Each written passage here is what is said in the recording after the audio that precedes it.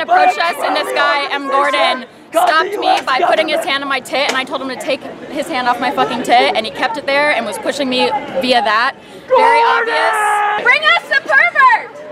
Bring him to us! Yeah! Yeah, I see you. Fuck you, Gordon!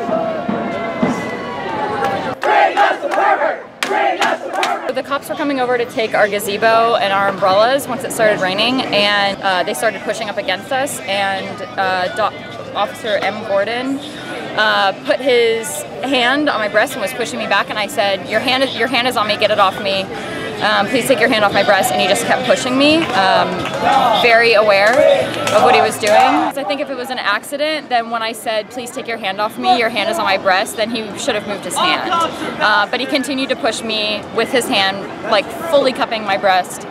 And then again later, when we were trying to hold on to a tarp from being dragged away, and tons of people were falling over trying to get this tarp, the cops successfully dragged my friend across the road, and I went to go grab her, and then the cops again lifted me and put their hand on my breast again as they then dragged me across the road.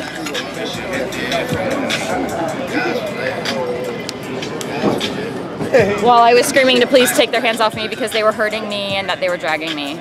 I had approached them and asked for the officer's name and badge number who had perpetuated the sexual assault.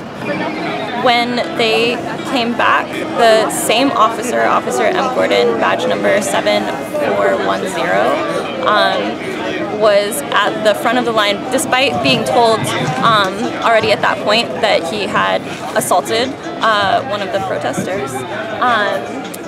He was using force, and I also wound up being groped by this officer. I pointed out that that was what was happening. I asked him to take his hands off of my body, and he didn't move his hand. And I asked them, I said, what are you planning on doing about Officer Gordon, who was touching me and then touched another friend of mine?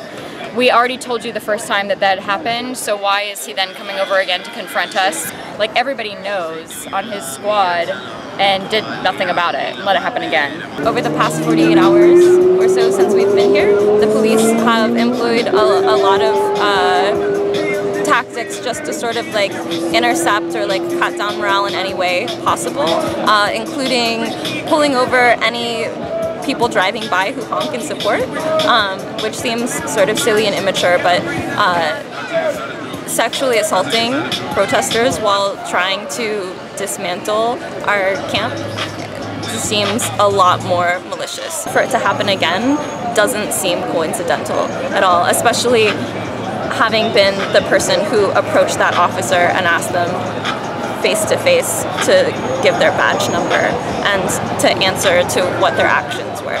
Using sexual violence in order to intimidate someone and keep them from feeling like they have any bodily autonomy or right to protect their personal space is a pretty despicable act. It feels really terrifying already to be approached by a group of violent police officers who are, for no reason, breaking apart people's umbrellas and tearing our ponchos off that we're just trying to stay dry with, while we've basically been having like a block party. We've just been speaking and like sharing food and things like that. And so for that like aggression to come forward and then be matched with having your body touched in this really inappropriate way is terrifying, and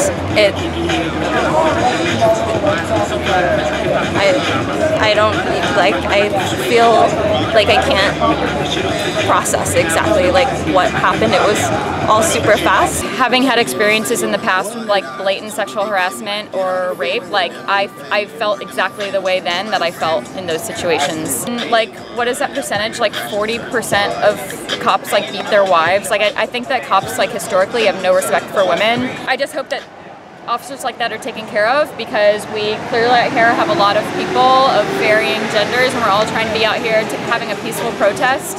in solidarity with the people who are here in this detention center.